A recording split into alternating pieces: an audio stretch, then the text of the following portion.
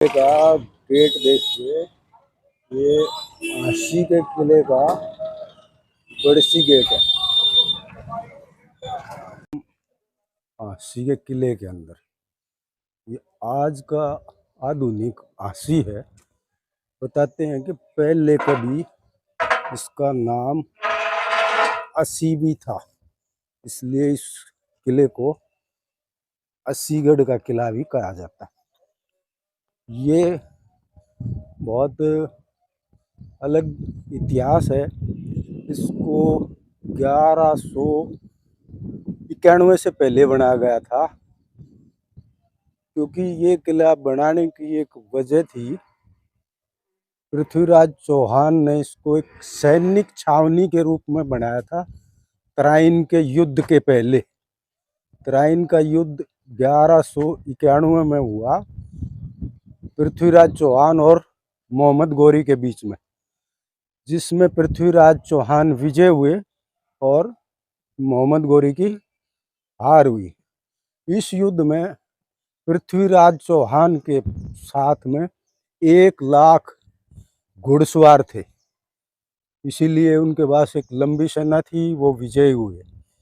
यहाँ से मोहम्मद गौरी भागने में कामयाब हुआ और उसने वापस जाके अपनी एक बड़ी सेना लेके 1192 में वो फिर लौटा और तब उसके पास 1,20,000 सैनिक थे और इसीलिए वो विजय हुआ, जिसमें पृथ्वीराज चौहान की हार हुई।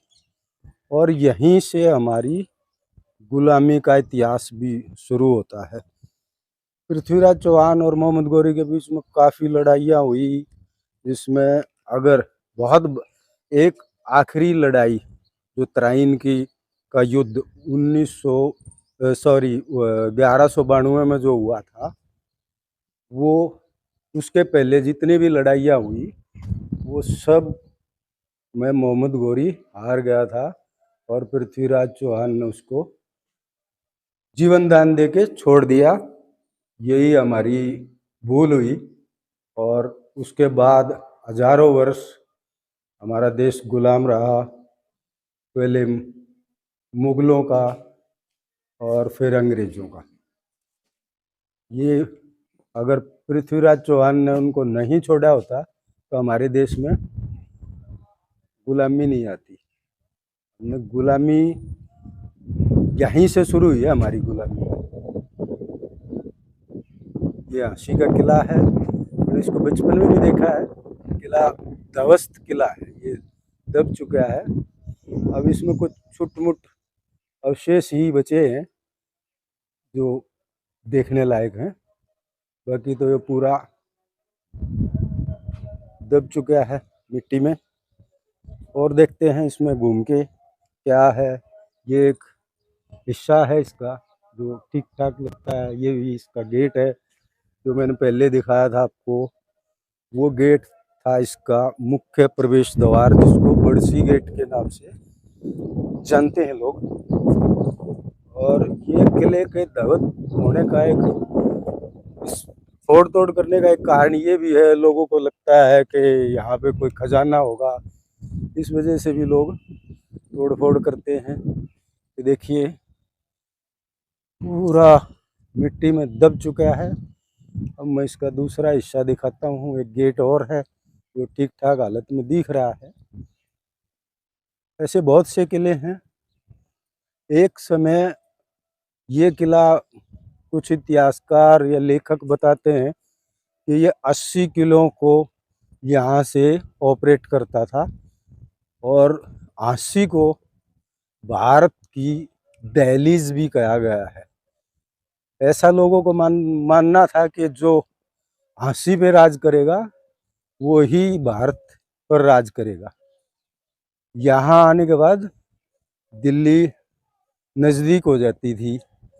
ये दिल्ली से 135 किलोमीटर दूर NH हाईवे नंबर 9 पर है, राष्ट्रीय राजमार्ग 9 पर स्थित है और हिसार जिला है इसका।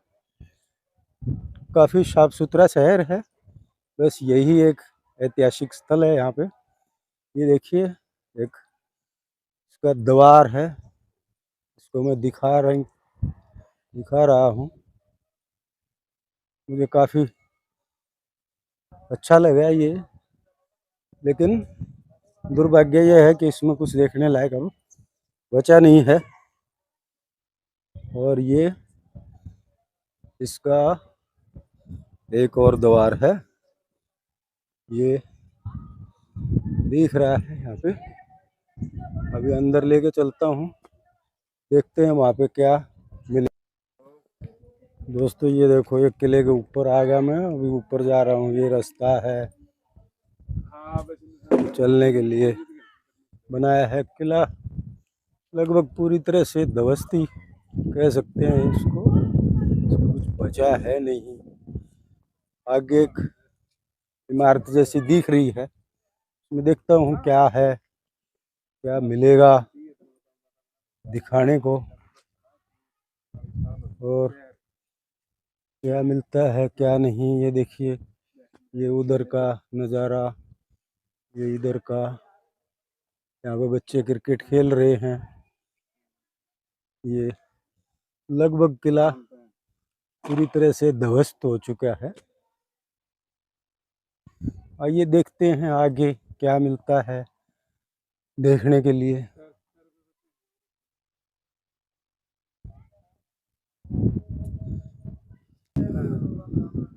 दोस्तों ये देखो, ये इमारत है इस किले में। जो इस किले का सुरक्षित हिस्सा बचा हुआ वो यही है। अब मैं इसमें नीचे जाता हूँ,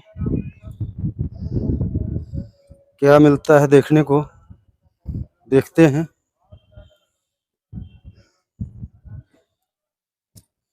देखिए, पहले मैं इसको बाहर से दिखा देता हूँ।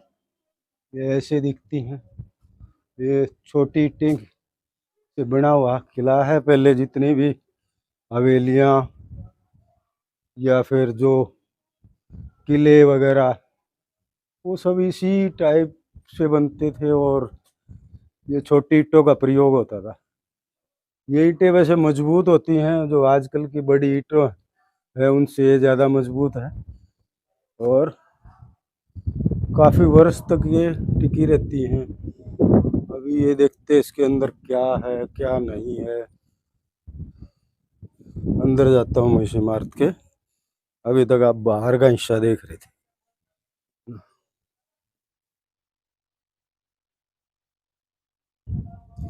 देखिए, इस बिल्डिंग के अंदर जाने का रास्ता है। ये देखिए, ये ऐसा लग रहा है कि कुछ घुड़सवार घुड़शाला वगैरह जैसी है। और ये इस पे कहीं कहीं नाम लिख रखे हैं। ये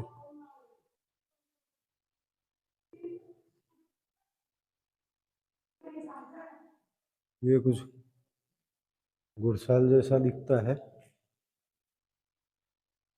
कभी किसी राजा की घुड़साल रही होगी ये। और यही इमारत का एक सही हिस्सा जो ठीक ठाक अवस्था में है वो यही है। बाकी पूरा किला ध्वस्त हो चुका है। ये देखिए, मैं उस गेट से आया था और इस गेट से बाहर निकल रहा हूँ, और बिल्डिंग का साइड का हिस्सा ये, उस साइड भी ये ऐसे ही बनी हुई है। ऐसा लगता है इसमें कभी घोड़ों को बांधा जाता था। और ये उसका दूसरा हिस्सा, इधर पेड़ी हैं, इन पेड़ियों पर चढ़ के दिखाता हूँ कि क्या है ऊपर। ये देखिए, बिल्कुल किले के टॉप पे आ गया हूँ मैं। और एक इमारत उधर भी कुछ दिख रही है। ये इधर है, एक कुछ बना दिया है। और ये हिस्सा है इमारत का, इसके मैं अंदर गया था। ये ऐसी है। और ये वहाँ से शहर दिख रहा है पूरा। देखिए इसके अंदर भी ये पृथ्वीराज चौहान ने इसको बनाया। फिर ये वो हारने के बाद ये मुगलों के अधीन आ गया। के बाद ये अंग्रेजों के अधीन रहा। ये भी शायद इनकी किलों का दुर्भाग्य ही होता होगा। आपने किले का पूरा वीडियो देखा होगा। ये यहाँ से हमारे जो तराइन की दूसरी लड़ाई शुरू हुई थी 1192 में, जिसमें पृथ्वीराज चौहान मोहम्मद गौरी से युद्ध हार गए थे। और उसके पहले 17 बार लड़ाइयों में पृथ्वीराज चौहान ने मोहम्मद गौरी को छोड़ दिया था जीवन दान दे के।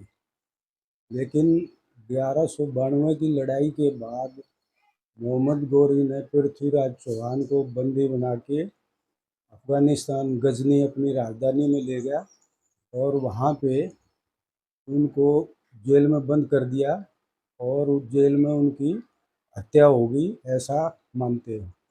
लेकिन दोस्तों, हमने एक दूसरी कहानी भी सुनी है जो हमारे पूर्वजों से हमने सुनी है। वो कहानी कुछ अलग कहती है। उस कहानी में पृथ्वीराज चौहान और उनके मंत्री चंद्रभाट को दोनों को युद्धबंदी बना के मोहम्मद गौरी लेके गया और जेल में बंद कर दिया। पृथ्वीराज चौहान की आंखें फोड़ दी नीला थोथा डाल के। और बाद में पृथ्वीराज से उनकी आखिरी इच्छा पूछी तो चरण भाट ने मोहम्मद गौरी से कहा कि अभी भी इनके पास एक कला है, उस कला को आप जान लीजिए। तो पूछा कि कौन सी कला है? तो पृथ्वीराज चौहान, जैसा आप जानते हो, सब भेदी बाण चलाना जानते थे। जब मोहम्मद गौरी को इस बात का पता चला तो उन्होंने प्रतियोगिता रखी और प्रतियोगिता में पृथ्वीराज को लाया गया। तो चरण भाट ने एक दोहे के रूप में राजा कितनी दूरी पे बैठा है मोहम्मद गौरी, तो वो एक दोहे के रूप में बताई। वो दोहा इस प्रकार था: 4 बांस 24 गज अष्ट उंगल प्रमाण, ता ऊपर बैठा सुल्तान मत चूके चौहान। और उसके बाद पृथ्वीराज ने शब्द भेदी बाण चलाया और मोहम्मद गौरी को वो लगा और उनकी मृत्यु हो गई। और बाद में उनकी सेना ने पृथ्वीराज और उनके मंत्री का वध कर दिया। ये कहानी भी है। लेकिन कुछ इतिहासकार दूसरी बात मानते हैं। वो मानते हैं कि नहीं मरा और मोहम्मद गौरी 1205 में फिर मोहम्मद गौरी भारत आया और इस बार उसकी लड़ाई खोखर गोत्र के जाटों से हुई। सिंधु नदी के पास दमयंक में संघर्ष करते हुए 15 मार्च 1206 में मोहम्मद गौरी की हत्या हुई और मोहम्मद गौरी का अंत हुआ। तो दोस्तों, ये कहानी मैंने आपको बताई। अगर आपको कहानी अच्छी लगी हो तो मेरे वीडियो को शेयर करना। अगर मेरा प्रयास अच्छा है तो आप चैनल को सब्सक्राइब करना। और फिर मिलते हैं किसी दूसरी जगह पर। तब तक के लिए नमस्कार।